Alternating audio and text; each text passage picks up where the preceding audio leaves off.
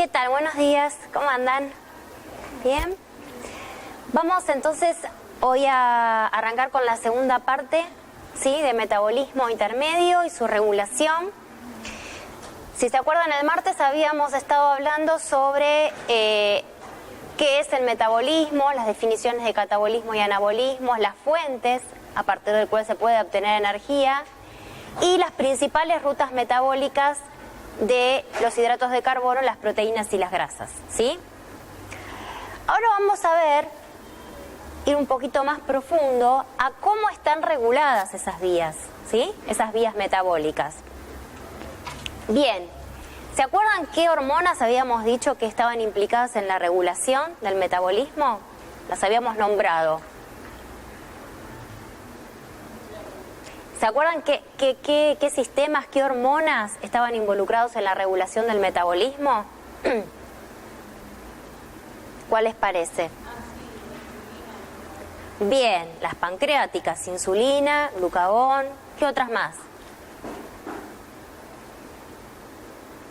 Repasando un poco, yendo para atrás en las unidades anteriores. ¿Cuáles se acuerdan que ayudaban a mantener el metabolismo? Las catecolaminas, ¿qué más? Hormona de crecimiento, ¿sí? Hormonas tiroideas, glucocorticoides, ¿sí? Bueno, vamos a hablar un poquito de eso en la primera parte del teórico. Empecemos con la insulina. Sí, habíamos dicho que la insulina es sintetizada por las células beta del páncreas. Y en este esquema ustedes pueden ver cómo es su síntesis y liberación. Se sintetiza a partir de una preproinsulina. Fíjense, acá está el esquema. Tiene una secuencia señal, una cadena beta, ¿sí? Un péptido, una cadena que se llama C y una cadena A. Y esta cadena A y B está unida por puentes disulfuro. Cuando esta preproinsulina pierde su secuencia señal, sí, se convierte en proinsulina, la cual, fíjense que sigue con la misma conformación, y esta proinsulina a lo largo del aparato de Golgi por diferentes endo y exopeptidasas va a ser degradada en lo que es la insulina en sí y el péptido C. Fíjense que la insulina en sí, que es la que tiene la actividad biológica, está formada por esta cadena B y esta cadena A, y están unidas estas dos cadenas por dos puentes disulfuro.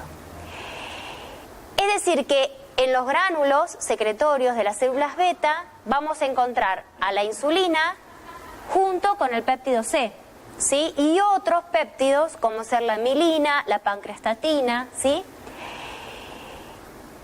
Por lo tanto, esta insulina es la que tiene actividad biológica y este péptido C no, ¿sí?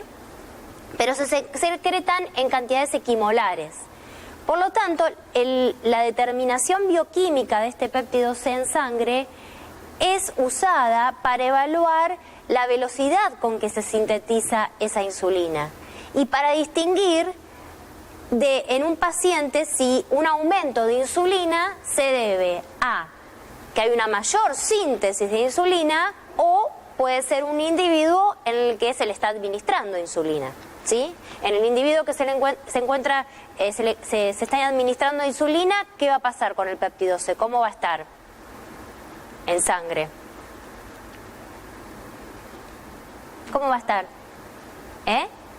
Disminuido, ¿sí? En cambio, si hay un paciente que tiene un tumor pancreático secretor de insulina, el péptido C, ¿cómo va a estar? Aumentado, ¿sí? Bien.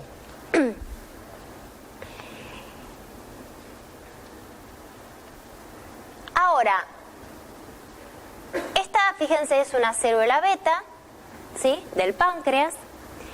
Y lo que queremos ver acá es cómo se lleva a cabo el proceso de secreción de insulina y cuáles son los factores, de alguna manera, que van a estimular su secreción. ¿Cuál les parece que va a ser el principal estímulo para la secreción de insulina?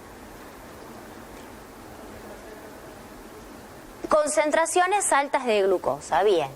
Exactamente, el aumento de glucosa en sangre, ¿sí? Va a hacer que esta glucosa ingrese a la célula pancreática a través de un transportador que es el GLUT2, y esa glucosa va a ser utilizada en la célula beta para obtener ATP por la vía glucolítica. Este aumento de ATP dentro de la célula le va a estar indicando a la célula pancreática que hay un alto aporte de energía. Este ATP lo que va a hacer es interaccionar con canales de potasio, ¿sí? Y al interaccionar, estos canales de potasio se van a cerrar. Si los canales de potasio se cierran, ¿qué pasa con la célula? Se hiperpolariza, se despolariza. Se despolariza porque justamente el interior se va a hacer más positivo que el exterior, porque el potasio no va a poder salir. Al despolarizarse, ¿sí? Este cambio de potencial va a producir la apertura de canales de calcio voltaje dependiente que están en la membrana. El calcio, por ende, va a ingresar a la célula y va a inducir la liberación de calcio del retículo endoplásmico. Ese calcio, a su vez, va a ser el mediador para la exocitosis del contenido de los gránulos de las células beta hacia el plasma, ¿sí? Dentro de los cuales está la insulina.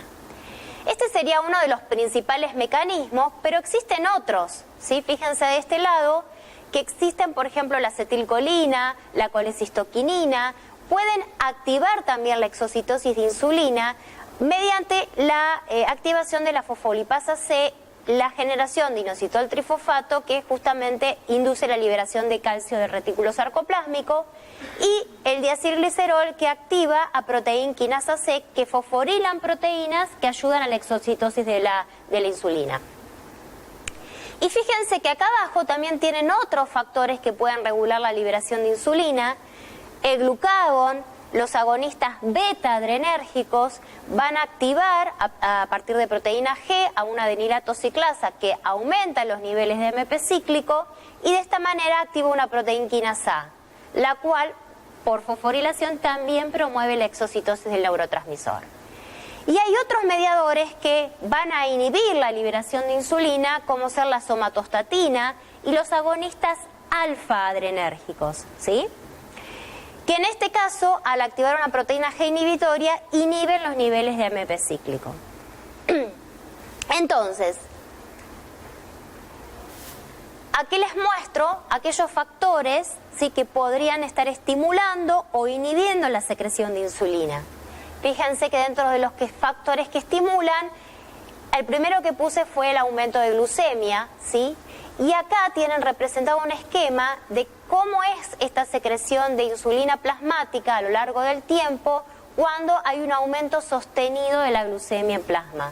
Fíjense que primero existe una secreción rápida, ¿sí?, un pico de secreción de insulina plasmática, y esta liberación de este aumento de insulina plasmática se debe a la insulina que ya se encuentra sintetizada y almacenada dentro de los gránulos de las células beta, ¿sí?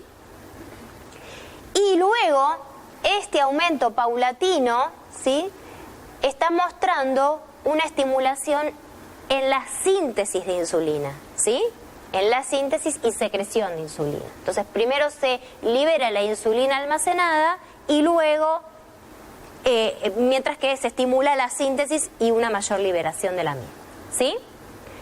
Otros factores que estimulan la secreción de insulina es el aumento de aminoácidos plasmáticos, ¿sí?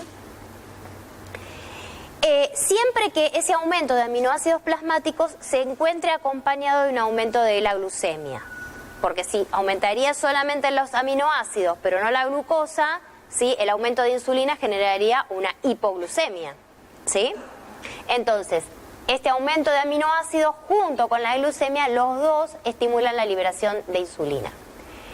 Un aumento de ácidos grasos libres en plasma, electrolitos, como estuvimos viendo, drogas hipoglucemiantes, como son las sulfonilureas, que son utilizadas en el tratamiento de las diabetes tipo 2, la estimulación beta adrenérgica, como vimos en la diapositiva anterior, y parasimpática, hormonas gastrointestinales, ¿sí?, como el péptido 1 semejante al glucagón, el péptido inhibidor de gastrina, gastrina, secretina, colecistoquinina, el olor, los sabores a alimentos.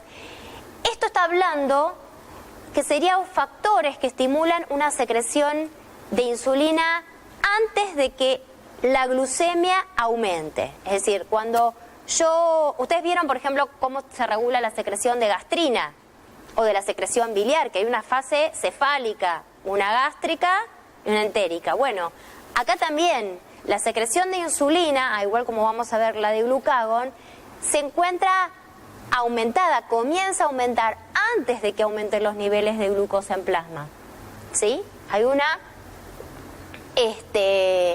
secreción anticipada. Y también hormonas, ¿sí? Hormonas relacionadas, por ejemplo, con el crecimiento, hormona de crecimiento, lactógeno placentario, estrógenos, progesterona, glucagón. Y los factores que la inhiben van a ser, bueno, justamente la disminución de la glucemia, como puede ocurrir en un ayuno, la estimulación alfa-adrenérgica,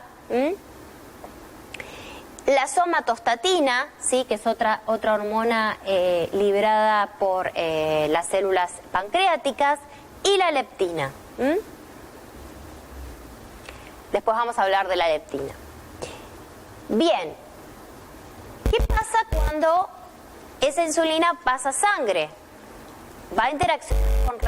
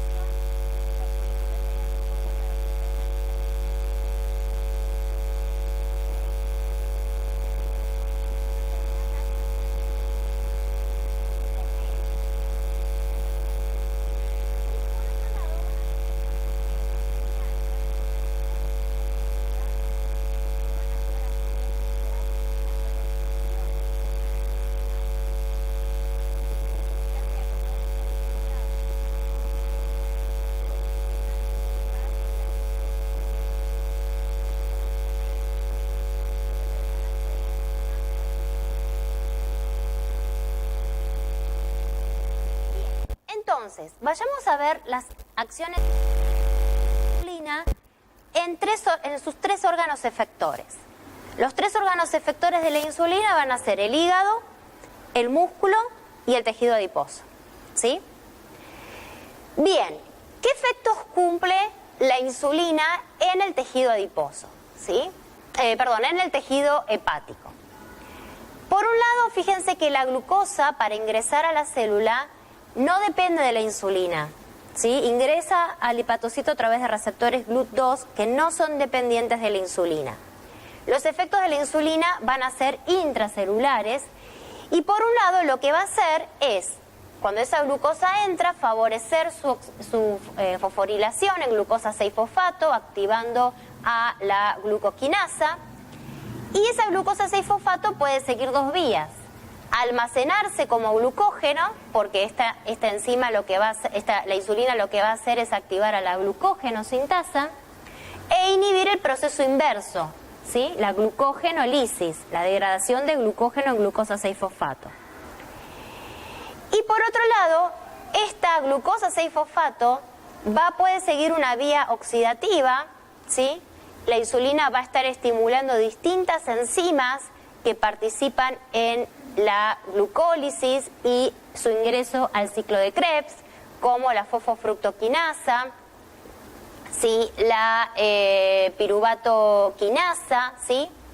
Y el ingreso de piruvato a la mitocondria para convertirse en acetil-CoA, que es la piruvato deshidrogenasa. ¿Qué pasa? Ese acetil-CoA que ingresa a la célula, ¿sí? Puede ser utilizado para obtener energía, pero en el hígado, ¿sí? Si hay mucha glucosa sanguínea que no puede almacenarse como glucógeno o no puede obtenerse como energía, puede utilizarse para obtener energía, va a ser utilizado este acetil-CoA para sintetizar ácidos grasos, ¿sí? Por eso la insulina va a estimular las enzimas que estimulan la síntesis de malonil-CoA y ácidos grasos CoA.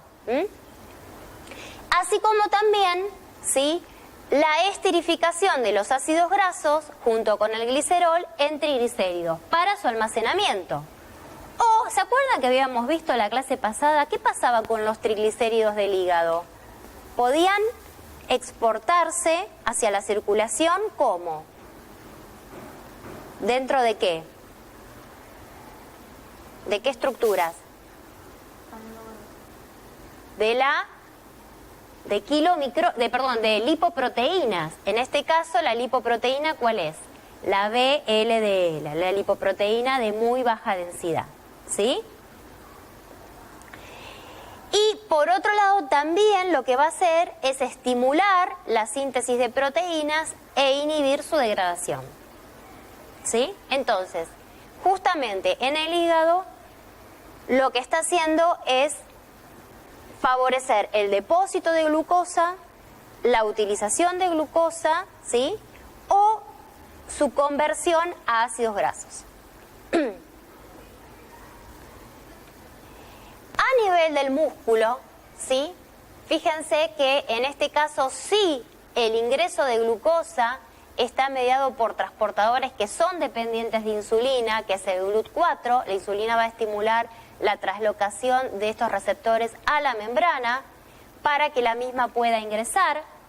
Y al ingresar, la insulina va a favorecer nuevamente la fosforilación a glucosa 6-fosfato, su depósito como glucógeno o la activación de la vía glucolítica y su ingreso a la mitocondria para generar acetil-CoA y ATP. Es decir, si hay glucosa, el músculo va a obtener energía a partir de la glucosa, ¿sí? Y por otro lado, lo que va a hacer es estimular la síntesis de proteínas e inhibir su degradación. A nivel del tejido adiposo, nuevamente el ingreso de glucosa a este tejido depende de la insulina, porque la insulina estimula la traslocación de los receptores GLUT4 a la membrana.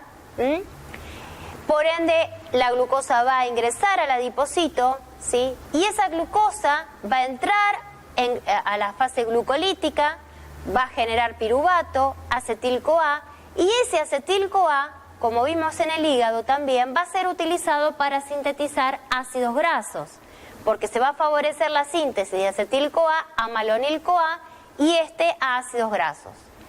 Estos ácidos grasos, a su vez, ¿qué va a pasar? En presencia de glicerol, que proviene del medio extracelular, va a ser utilizado para reesterificar los ácidos grasos a triglicéridos y almacenarlos como gotas de grasa en el adipocito. Por eso decimos que esta es una hormona lipogénica. ¿Sí? ¿Vamos bien hasta acá? ¿Sí? Y por otro lado, lo que va a hacer esta hormona es sintetizar, estimular tanto la síntesis como la actividad de la lipoproteína lipasa, ¿sí? Que se acuerdan, era una enzima que se ubicaba en la membrana endotelial, ¿sí? En este caso del tejido adiposo, favoreciendo, ¿qué cosa? La hidrólisis de los triglicéridos que están en los kilomicrones y en la VLDL. Eso permite generar ácidos grasos y glicerol para que ingresen al adipocito. Y en el adipocito, ¿qué les va a pasar a esos ácidos grasos y glicerol? Se van a utilizar para sintetizar ¿qué? Triglicéridos, ¿sí? Se van a depositar como gotas de grasa. Bien, entonces, resumiendo, la insulina es una hormona anabólica, ¿sí? Que a nivel del tejido adiposo va a estimular la captación de glucosa, va a aumentar la lipogénesis, va a disminuir la lipólisis. A nivel del músculo también va a favorecer la captación de glucosa, la síntesis de glucógeno y de proteínas. Y en el hígado va a estimular la síntesis de glucógeno, la lipogénesis y va a inhibir la gluconeogénesis, ¿sí? O neoglucogénesis, que es lo mismo, ¿sí? Que era la síntesis de glucosa a partir de ¿qué? De aminoácidos, glicerol. Por lo tanto, esta hormona va a ser muy importante en los periodos postprandiales, ¿sí? Cuando aumentan los niveles de glucosa y aminoácidos en sangre luego de una ingesta, para favorecer que justamente esa glucosa ingrese a las células para ser almacenada o utilizada como fuente energética. Bueno, acá tienen un cuadro, un resumen de los principales puntos de la insulina, ¿sí? ¿Vamos bien hasta acá? ¿Sí? ¿Qué pasa con el glucagón? Otra hormona sintetizada por el páncreas, en este caso las células alfa, ¿sí? Justamente va a tener efectos contrarios, ¿sí? Y sus acciones, fíjense que van a ser en el tejido adiposo, donde va a estimular la lipólisis, y en el hígado, donde va a estimular justamente todos los procesos contrarios a la insulina, la gluconeogénesis, la glucogenólisis, la lipólisis, y va a tener un efecto cetogénico, es decir, va a estimular la síntesis de cuerpos cetónicos. Pero esta hormona no tiene efecto, no actúa en el músculo, a diferencia de lo que hace la insulina, ¿sí? Por lo tanto, esta hormona va a ser importante, ¿sí? En los periodos de ayuno, o en los periodos interdigestivos, cuando ya los niveles de glucosa y aminoácidos en sangre comienzan a disminuir porque ya ingresan a las células para ser utilizados como fuente energética o depositarse para sintetizar proteínas, sintetizar glucógeno, ¿sí? Sintetizar grasas. ¿Estamos? Bien. Y acá pueden encontrar las características del glucagón, ¿sí? Que es un péptido. Fíjense los factores que estimulan su liberación. Justamente va a ser un aumento, una disminución de la glucosa plasmática, y también puede producirse por un aumento de aminoácidos, fundamentalmente en el hígado. Bien, ¿cómo realiza sus acciones? Habíamos dicho que principalmente lo hace en el hígado, ¿sí? Sin efectos en el músculo. Nuevamente, ¿sí? Este es un adipocito. Fíjense que la glucosa ingresa a la célula o egresa de la célula sin la necesidad de un transportador dependiente de insulina, como dijimos antes, ¿sí? Esta glucosa, ¿sí? La idea es que salga hacia el medio extracelular, porque dijimos que es una hormona hiperglucemiante, ¿sí? Que se genera en situaciones en donde la glucosa tiene que ser aportada hacia la sangre para que vaya hacia otros tejidos, a utilizarse como fuente energética. Entonces, justamente, ¿qué pasa? Lo que se va a activar es, por un lado, la degradación de glucógeno en glucosa 1-fosfato y se va a inhibir la síntesis de glucógeno. Se va a favorecer la conversión de glucosa 6-fosfato en glucosa para que esa glucosa pueda salir hacia la sangre, ¿sí? Pues se va a activar la enzima glucosa 6-fosfatasa y se va a inhibir justamente el paso contrario. Y por otro lado, va a estar inhibida la vía glucolítica y la vía de la oxidación de esa glucosa, ¿sí? Y por el contrario, va a estar activada la gluconeogénesis. Y esto lo va a hacer porque el glucagón va a estar activando los principales puntos de regulación de la vía gluconeogénica, ¿sí? Que son la conversión de acetil-CoA a fosfonilpiruvato, la conversión de fructosa 1,6-bifosfatasa a fructosa 6-fosfato, ¿sí? Y de glucosa 6-fosfato a glucosa. Y va a estar inhibiendo justamente los puntos claves de regulación de la vía glucolítica. Bien. Y por otro lado, ¿qué pasa? Lo que va a estar inhibido acá es la síntesis de ácidos grasos, ¿sí? Porque justamente los voy a tener que utilizar para obtener energía, ¿sí? Por los tejidos facultativos, ¿sí? Entonces, y por otro lado, ¿qué va a pasar? Este hígado va a poder sintetizar a partir de los ácidos grasos cuerpos cetónicos. Y esos cuerpos cetónicos van a pasar a circulación para luego ser utilizados como fuente energética por otros usuarios, como ser el músculo, ¿sí? En una primera situación de ayuno y en un ayuno muy prolongado por el sistema nervioso. Entonces, justamente se van a favorecer casi todas las vías glucolíticas, ¿sí? Catabólicas. Bien. ¿Vamos bien hasta acá? Rápidamente vamos a repasar qué efectos tienen las otras hormonas, ¿sí? Que estuvimos viendo en clases anteriores, que vimos en endocrino, ¿sí? Y que acompañan a la acción del glucagón y que van a ser muy importantes en periodos de ayuno para favorecer el aporte de glucosa sanguíneo hacia los tejidos obligatorios, ¿sí? Y el aporte de ácidos grasos hacia los tejidos facultativos para la obtención de energía. En este caso, las catecolaminas, ¿sí? Habíamos dicho que a nivel del músculo y a nivel del hígado van a estimular la degradación de glucógeno para obtener glucosa y ser utilizada como fuente energética. O también va a estar estimulada la gluconeogénesis, la síntesis de glucosa a partir, por ejemplo, de ácido láctico o de aminoácidos. Va a estar estimulada la síntesis de cuerpos cetónicos y la oxidación, es decir, la degradación de triglicéridos en ácidos grasos. Estos ácidos grasos pasan a circulación y en circulación van hacia el hígado para formar cuerpos cetónicos, ¿sí? Y por otro lado, a nivel del páncreas, va a estar estimulando la secreción de glucagón e inhibiendo la secreción de insulina.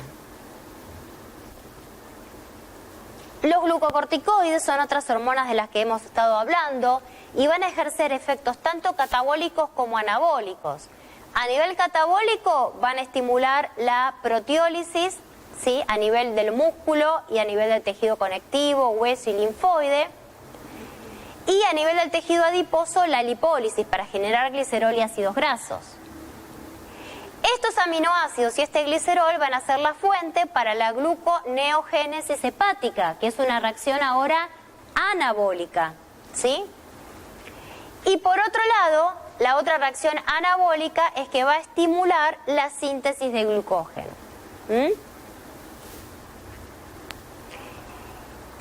Las hormonas de crecimiento también tienen acciones anabólicas y catabólicas. A nivel proteico son anabólicas.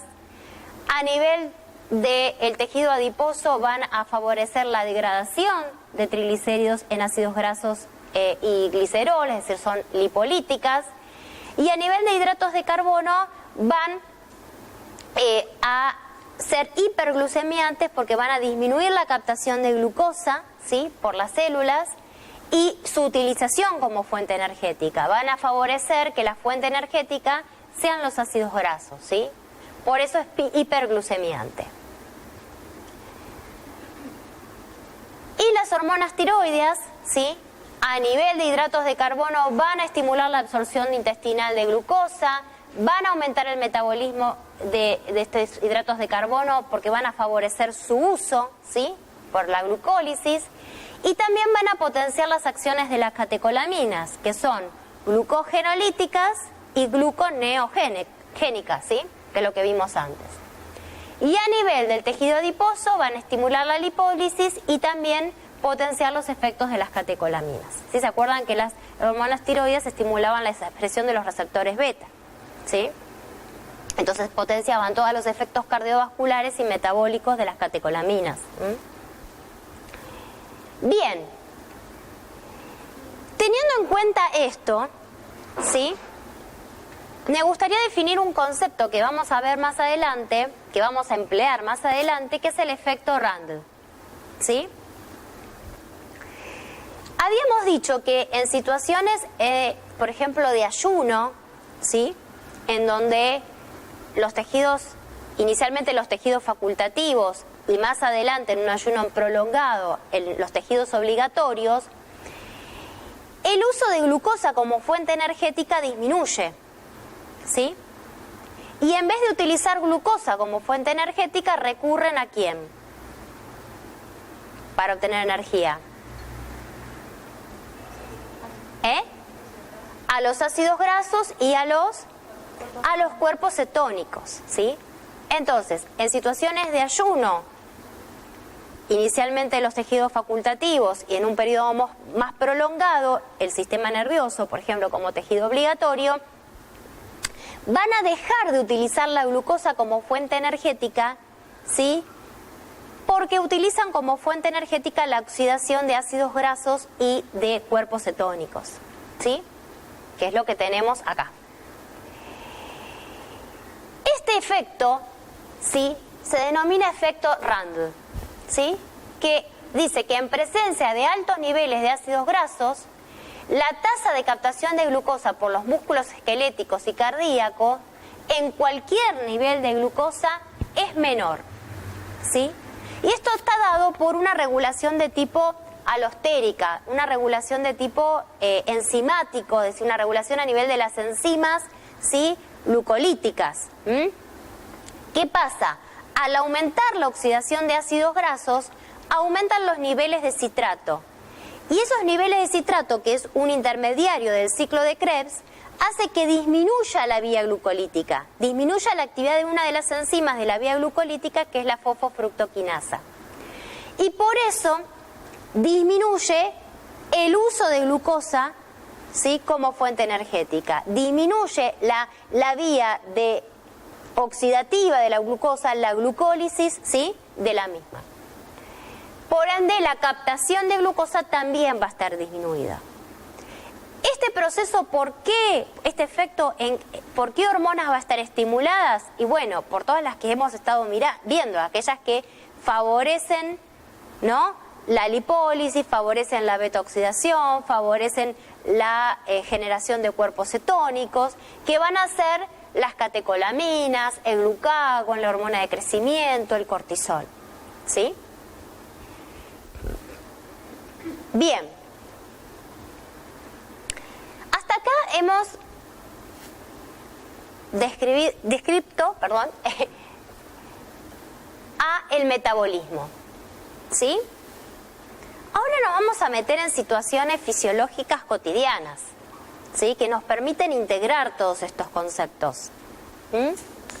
Como ser la adaptación metabólica al ayuno y al estado postprandial, que un poco es lo que estuvimos hablando, Y por otro lado, a aquellos mecanismos a corto y a largo plazo que lo que me permiten es mantener el metabolismo energético, el balance energético, que es cómo controlamos esas sensaciones de apetito y saciedad, ¿sí? De hambre y saciedad.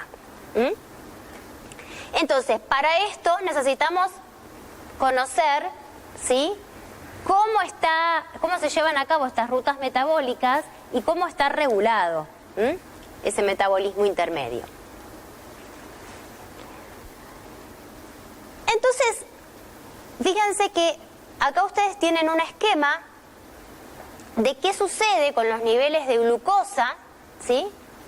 Los niveles de glucagón y los niveles de insulina antes y después de una comida. Fíjense que si en este momento es el tiempo cero, es cuando se empezó la ingesta, los niveles de insulina comienzan a aumentar aún durante la ingesta, antes o durante la ingesta, ¿sí? Alcanzando un pico máximo cuando los niveles de glucosa plasmática son máximos. Mientras que el glucagón tiene una respuesta contraria. ¿Sí? Es un poco resumiendo lo que estuvimos hablando hasta recién, cuando les explicaba las distintas acciones que tenía el glucagón y la insulina sobre los distintos efectores: hígado, tejido adiposo, músculo, ¿sí? Entonces podemos decir que en un estado postprandial la hormona predominante es la insulina, por todas sus acciones que estuvimos describiendo recién. Mientras que en el estado de ayuno va a predominar el glucagón. Ahora, durante este ayuno, ¿qué otras hormonas pueden contribuir al control del metabolismo? ¿Qué les parece que acompañen al glucagón? Por lo que estuvimos viendo recién.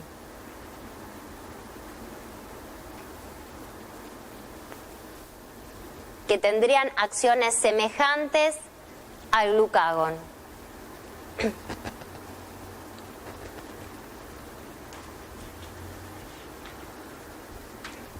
Vamos, anímense. ¿La insulina? ¿Cuál? Las catecolaminas, muy bien, ¿qué más? El cortisol, la hormona de crecimiento, ¿sí? Bien. Entonces, la primera pregunta que les hago es: ¿qué cambios metabólicos y hormonales, ¿sí?, ocurren dentro de las 4 horas posteriores a un almuerzo? ¿Sí? Nosotros realizamos un almuerzo, como Dios manda, no el sanguchito ahí de rápido, un buen almuerzo. ¿Y qué pasa, sí, con el metabolismo de hidratos de carbono, de lípidos, de proteína y con las hormonas, ¿sí?, que las regulan durante las 4 horas posteriores a su almuerzo? Fíjense, acá estamos en el momento, ¿sí?, en que estamos ingiriendo los alimentos, ¿sí? Durante la ingestión de esos alimentos va a haber, como ustedes están viendo ahora en digestivo, una distensión de las paredes del tubo gastrointestinal,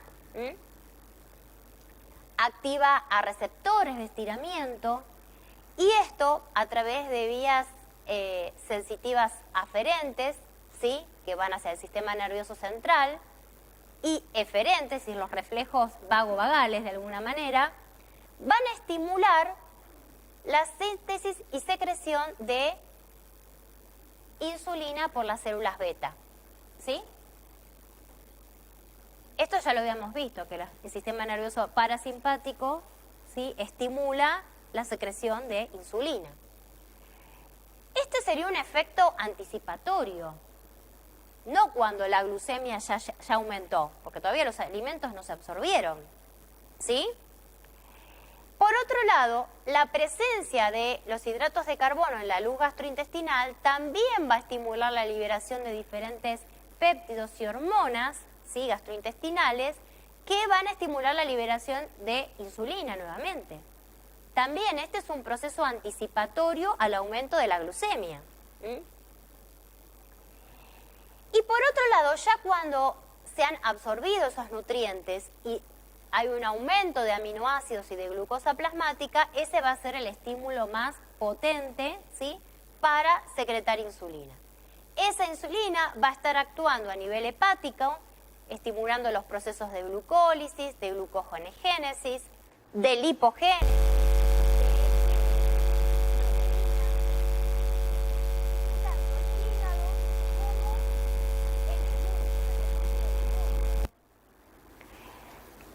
Pero, ¿se acuerdan que la insulina en el hígado no estimulaba la captación de glucosa? Solo lo hacía ¿dónde? En el músculo, en el riñón, ¿sí?, en el músculo cardíaco, en el músculo esquelético. El hígado era un tejido que donde el ingreso de glucosa a la célula no depende, sus receptores, la expresión de sus receptores, que son los GLUT2, no dependen de insulina. En cambio, los de los músculos y del tejido adiposo, que son los GLUT4, sí. ¿Está? Entonces, como consecuencia, logró disminuir los niveles de glucosa plasmático y esto va a ejercer un efecto negativo, ¿sí?, sobre justamente los niveles de glucosa plasmática, la secreción de insulina y la secreción de glucagón, que en esta situación, ¿cómo iba a estar? En un estado postprandial. El glucagón. ¿Aumentado o disminuido? Disminuido, ¿sí? Bien, ahora, ¿qué pasa cuando no hay un aporte calórico? Es decir, entramos en una situación de ayuno, ¿sí? ¿El organismo a qué tiene que recurrir para obtener energía? Bueno, a los cuerpos cetónicos, pero en grandes rasgos, ¿a qué va a tener que recurrir? A las grasas, al glucógeno, a las proteínas, es decir, a las reservas energéticas. Acá les traje un ejemplo. Todo está estandarizado para un hombre de 70 kilos y 1,70 m de altura, ¿sí? Pero es simplemente para darles una idea, no es que tienen que saber estos valores, ¿sí? Pero fíjense que como reservas energéticas tenemos al glucógeno, el músculo e hígado, 300 gramos. Fíjense, comparado con los lípidos, en donde puede variar en una persona delgada, gorda, obesa, ¿no?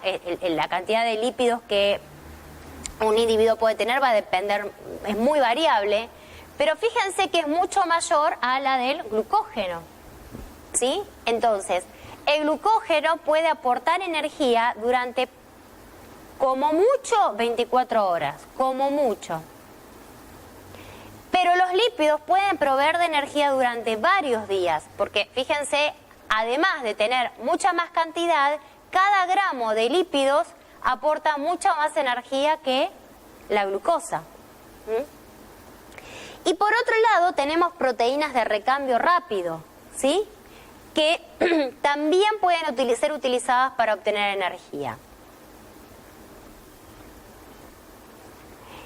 Entonces, acá podemos ver cuáles son los cambios metabólicos y hormonales que ahora van a ocurrir en respuesta a una hipoglucemia, ¿sí?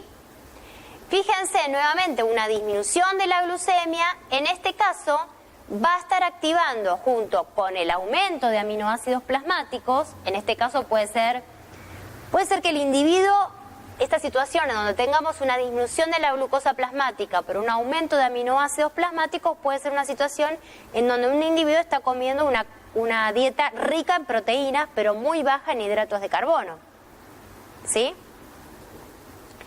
Bueno, entonces en esta situación lo que va a estar aumentado es el glucagón y va a estar disminuida la insulina. Como consecuencia, a nivel hepático va a estar estimulada la glucogenólisis, la gluconeogénesis, la síntesis de cuerpos cetónicos, ¿sí? Estos dos procesos, glucogenólisis y gluconeogénesis, van a aportar glucosa, ¿sí? Van a aumentar la glucosa plasmática. Y esta glucosa plasmática, junto con los cuerpos cetónicos, puede ser utilizado como fuente energética para obtener energía. Como fuente energética para, fui redundante, para el cerebro y los tejidos periféricos según el momento del ayuno.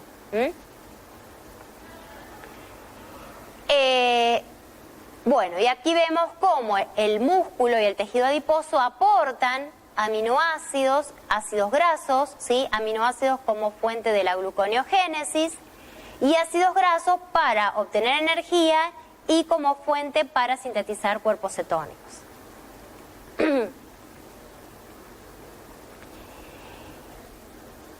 Lo que podemos ver en este gráfico es qué va pasando, ¿sí?, con la homeostasis de la glucosa en un individuo que cenó, ¿sí?, luego se fue a dormir, ¿sí?, a la mañana no desayunó, ¿sí?, y ese ayuno continuó en el tiempo hasta 40 días,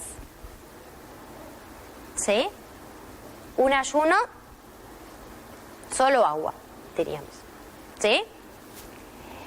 Entonces, fíjense cómo acá estamos en la etapa 1, en donde el individuo cenó, ¿sí? Estaríamos en un periodo postprandial dentro de esas 4 horas, y el aporte de glucosa fundamental, principal, es el exógeno, el que recibe de la dieta. Ahora, fíjense que acá, en la etapa 2, ¿sí?, 12 horas como mucho, ¿sí? Puede ser un ayuno nocturno, como cuando nos piden un ayuno de 12 horas para cuando nos tenemos que ir a sacar sangre, ¿sí? ¿Qué pasa? La principal fuente de energía es a partir de... La principal fuente de glucosa es a partir de ¿quién? Del glucógeno. Es decir, que lo que va a estar estimulado es la glucógenolisis.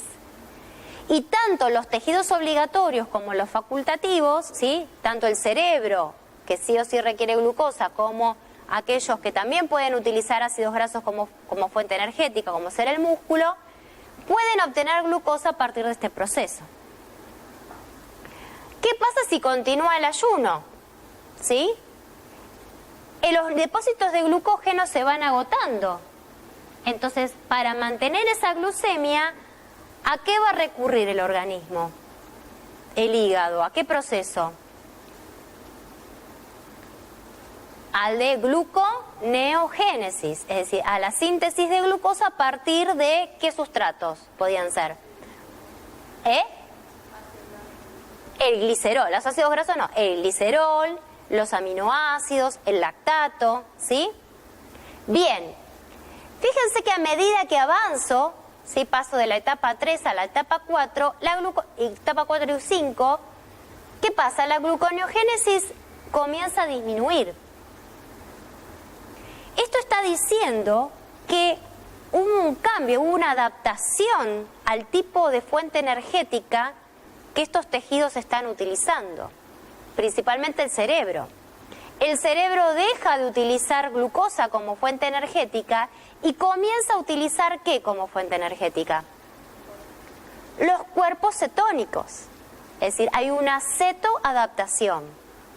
Entonces, como hay una cetoadaptación, como el tejido nervioso, además del muscular, está utilizando cuerpos cetónicos y mucho menos glucosa, la producción de glucosa a partir de aminoácidos, o a partir de glicerol, o a partir de lactato, disminuye. Bien, integrando. Fíjense, los cambios metabólicos y hormonales en respuesta a un ayuno de 36 horas. Acá tenemos los usuarios obligatorios, ¿sí?, que están utilizando como fuente energética la glucólisis, la glucosa. Esa glucosa va a provenir inicialmente del glucógeno hepático, durante las primeras horas hasta que se agote, y de la gluconeogénesis, que era aportada ¿por quién? Por aminoácidos, ¿sí?, de músculos y vísceras, y por el glicerol, ¿sí?, proveniente de la lipólisis en el tejido adiposo. Entonces, como la síntesis de glucosa a partir de la gluconeogénesis está muy aumentada, y esto principalmente a nivel de aminoácidos, la síntesis de urea va a estar aumentada y la excreción de nitrógeno en la orina también, porque hay una mayor degradación de aminoácidos. ¿Qué pasa? Los tejidos facultativos, corazón, músculo, riñón, dejan de utilizar la glucosa como fuente energética y utilizan para obtener ATP los ácidos grasos provenientes de la lipólisis del tejido adiposo y de los cuerpos cetónicos que se sintetizaron en el hígado. Entonces, este aumento de la utilización de cuerpos cetónicos y ácidos grasos por parte de los usuarios facultativos disminuye la captación y uso de glucosa como fuente energética, concepto que determinábamos como efecto Randle. En esta situación, ¿qué hormonas van a estar activadas y cuáles van a estar inhibidas?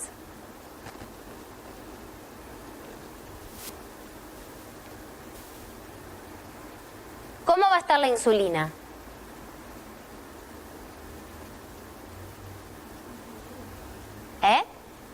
Disminuida. ¿Y el glucagón? Aumentado. ¿Y qué otras hormonas pueden estar aumentadas en esta situación que contribuyan a la acción del glucagón? Cortisol, catecolaminas, ¿sí? Todas las que vimos antes, ¿sí? Bien. Ahora, les propongo que analicemos qué pasa en un individuo que tiene un ayuno mayor a una semana. Y así puede llegar hasta las 40 por los que vimos en el esquema anterior. Fíjense que ahora los tejidos facultativos siguen utilizando cuerpos cetónicos y ácidos grasos, ¿sí?, como fuente energética. Y ahora el sistema nervioso deja de utilizar glucosa como fuente energética, como principal fuente energética, y utiliza, ¿sí?, los cuerpos cetónicos. Nuevamente ahora vemos un efecto Randle, pero en los dos subtipos de usuarios, ¿sí? Entonces, ¿qué pasa con la gluconeogénesis? ¿Cómo está este proceso? ¿Más activado o menos activado que antes? Menos activado. Esto me permite degradar menos ¿qué? Aminoácidos y menos ¿qué? Proteínas. Esto me permite preservar al individuo, preservar aquellas proteínas estructurales y funcionales que son esenciales para nuestro organismo. ¿Sí? Permite que la sobrevida sea mucho mayor. Si no sucedería esto, si la gluconeogénesis a partir de aminoácidos no disminuyera, la degradación de proteínas sería tan drástica que el individuo moriría rápidamente, ¿sí? Entonces, justamente la cetoadaptación, tanto de usuarios obligatorios como facultativos, permite esto, permite preservar a las proteínas, ¿sí? En este caso, va a haber una disminución del metabolismo basal, ¿sí? Va a disminuir la gluconeogénesis, van a disminuir las hormonas que estimulan la gluconeogénesis. Y justamente, si ustedes recuerdan, las hormonas tiroideas también tienen que disminuir, que son las principales hormonas involucradas en el metabolismo basal. Y va a haber un aumento de la T3 reversa, que es la hormona sin actividad biológica. Bien, y llegamos a la última pregunta, ¿sí? A otra situación de integración, en donde nos preguntamos cuáles son los mecanismos fisiológicos, ¿sí?, que van a detectar cambios en el balance energético, es decir, cambios en el balance entre la energía que ingresa y la energía que es utilizada para liberar calor, para realizar distintos tipos de trabajo, ¿sí? Y que de alguna manera, ¿qué mecanismos fisiológicos van a estar modificando la ingesta de estos alimentos? Entonces, ¿cómo ingresa la energía a nuestro organismo? Bueno, a través de la dieta, ¿Qué determina cuánto y qué comamos? Las sensaciones de hambre me van a decir que yo coma o no coma. La de apetito me va a estar diciendo qué quiero comer. ¿Quiero comer dulce? ¿Quiero comer salado? Y la saciedad, que me va a poner un límite a la ingesta. Me va a decir, bueno, no, hasta acá me siento, como se dice, satisfecho, ¿sí? Mi deseo de comer ha terminado. Que va a estar influenciado esta relación hambre-saciedad con factores sociales y con factores psicológicos. A veces yo tengo un cumpleaños y hay tantas cosas ricas que por más que yo diga no puedo comer más, sigo comiendo, ¿sí? Bien, ahora, ¿quién regula fisiológicamente estas sensaciones de hambre, apetito y de saciedad? Fíjense, el hipotálamo es un importante regulador de esta relación hambre-saciedad. A nivel del hipotálamo, los núcleos ventromediales van a ser los centros que regulan el hambre, la alimentación, y los núcleos laterales van a ser los que regulan el estado de saciedad. ¿Sí? Y uno de los núcleos más importantes es el núcleo arqueado y el núcleo paraventricular. Allí se encuentran las neuronas que van a estar regulando la saciedad o la alimentación.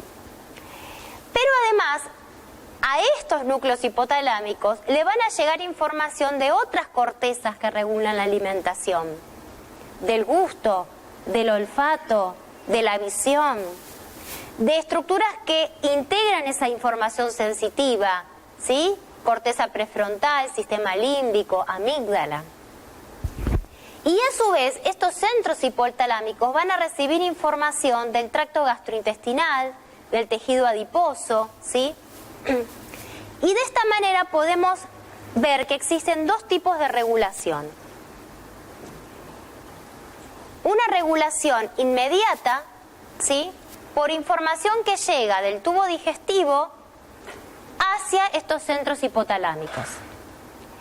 Fíjense, información que llega del estómago cuando éste se llena y se estira.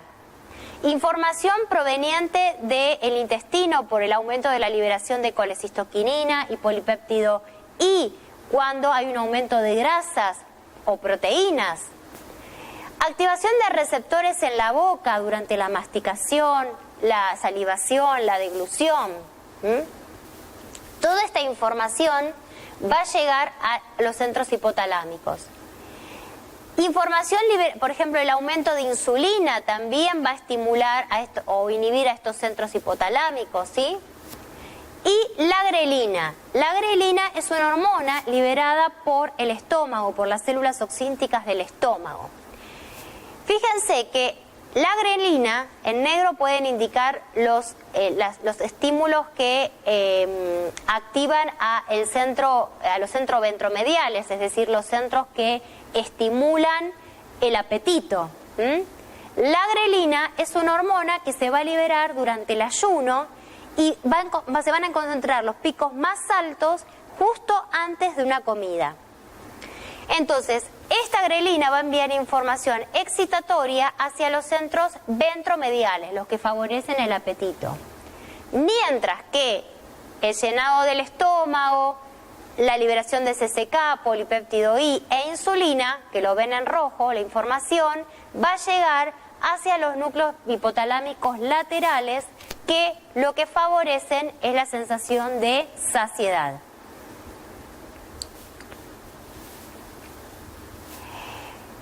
Hay otro tipo de regulación que se intermedia, que está dada por los niveles, por las concentraciones sanguíneas de glucosa, aminoácidos, ácidos grasos en sangre, ¿sí? Al aumentar, ¿sí? Eso es captado por receptores que se encuentran en las áreas hipotalámicas y van a generar un estado de saciedad. Esta regulación inmediata e intermedia lo que me van a permitir es que cuando yo esté comiendo diga, bueno, ahora paro de comer. ¿Sí? Es inmediata o o intermedia. Digo, ¿hasta acá cómo? Porque el aumento de glucosa en sangre me está diciendo, bueno, ya tengo suficiente energía para mantener ese balance energético. Ahora, existe una irregulación tardía dada por los depósitos de grasa en el organismo, que lo que me van a permitir decirle al sistema nervioso, al hipotálamo, es cuánta reserva energética hay en ese organismo. Si se requiere más o se requiere menos. ¿Y cómo lo hace? Lo hace a través de una hormona que es la leptina. Cuanto mayor tejido adiposo haya, mayor va a ser la secreción de leptina. Y esa leptina, a nivel de los núcleos hipotalámicos, lo que va a hacer es estimular a los centros de saciedad. Toda esta información se integra a nivel hipotalámico, como les dije antes, en dos núcleos principalmente, es el núcleo arcuato y el núcleo paraventricular. En estos dos núcleos reciben información a través de hormonas y de neurotransmisores que pueden ser anorexigénicos, es decir, que disminuyen la ingesta, o de orexigénicos, es decir, aquellos que estimulan la ingesta. En el núcleo arcuato pueden ver que existen dos tipos de neuronas. Las que ven en rojo, que se llaman propiomelaanocortina, son las que disminuyen la ingesta. Porque lo que liberan son la hormona melanocito estimulante, ¿sí? MSH, y este péptido, este transcripto, que está regulado por cocaína y anfetamina. Estas hormonas, a través de la MSH, lo que hacen es disminuir la ingesta. Y por otro lado, el otro tipo de neuronas que tenemos en el núcleo arcuato son las que liberan el péptido agouti y el neuropéptido I, que tienen la acción contraria, disminuyen la ingesta. Y lo disminuyen inhibiendo a las neuronas de propiomelaanocortina e inhibiendo, ¿sí?, la acción de estas de la MSH sobre las neuronas paraventriculares, ¿sí?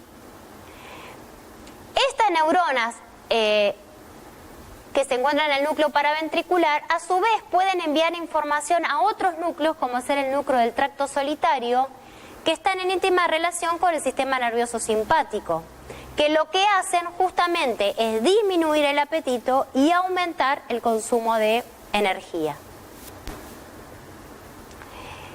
Para terminar, esta figura que un poco integra todo lo que estuvimos diciendo, ¿sí? Acá tienen el intestino, que le puede liberar neuropéptido I.